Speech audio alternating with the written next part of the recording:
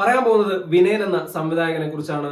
ഇപ്പോഴത്തെ തലമുറയിലെ പ്രേക്ഷകർക്കൊന്നും അദ്ദേഹത്തിന്റെ ഒരു പീക്ക് എറ എന്തായിരുന്നോ, അദ്ദേഹം മലയാള സിനിമയിൽ എത്രത്തോളം ഇമ്പാക്ട് ഉണ്ടാക്കിയ ഡയറക്ടറാണെന്നോ അറിയില്ല.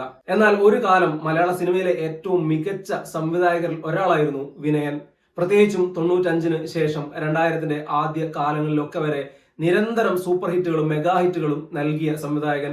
അതും സൂപ്പർ താരങ്ങളുടെ പിന്തുണയില്ലാതെ, മലയാളത്തിലെ എണ്ണം പറഞ്ഞ എഴുത്തുകാരുടെ പിന്തുണയില്ലാതെ. അത്രത്തോളം കഴിവുള്ള ഡയറക്ടർമാരിൽ ഒരാളായിരുന്നു വിനയൻ. പറഞ്ഞു വരുന്നത് 90-കൾക്ക് മുൻപൊക്കെ മലയാള സിനിമയിൽ ഒരു വർഷം തന്നെ 4-5 സിനിമകളൊക്കെ സംവിധാനം ചെയ്ത സംവിധായകരുണ്ടായിരുന്നു.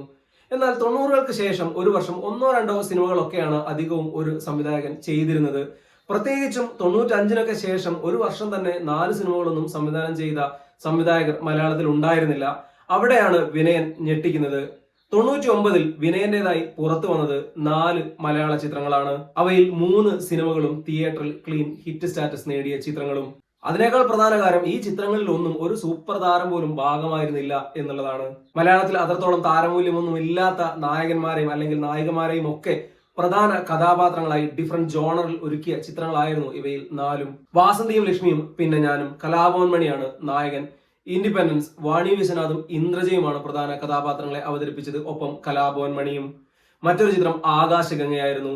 ദിവ്യ ഉണ്ണി കേന്ദ്ര കഥാപാത്രമായെത്തി. റിയാസ് ആയിരുന്നു നായകൻ. മുകേഷും ഒരു പ്രധാന കഥാപാത്രത്തെ അവതരിപ്പിച്ചു.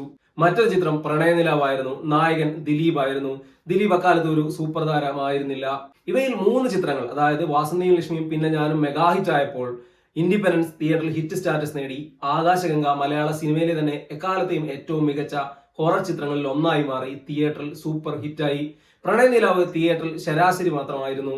എങ്കിൽ പോലും ആ ചിത്രം മികച്ച സിനിമയാണ് എന്നുള്ള വിലയിരുത്തൽ തന്നെയാണ് ഉണ്ടായിട്ടുള്ളത്. ഇങ്ങനെ ഒരു വർഷം ചെയ്ത 4 സിനിമകൾ, 4 ജോണറിൽ, അവയിലൊന്നും സൂപ്പർ താരങ്ങൾ ഭാഗമല്ല. എന്നിട്ടും 3 ചിത്രങ്ങളും തിയേറ്ററിൽ ഹിറ്റ് സ്റ്റാറ്റസ് നേടിയെടുത്തു.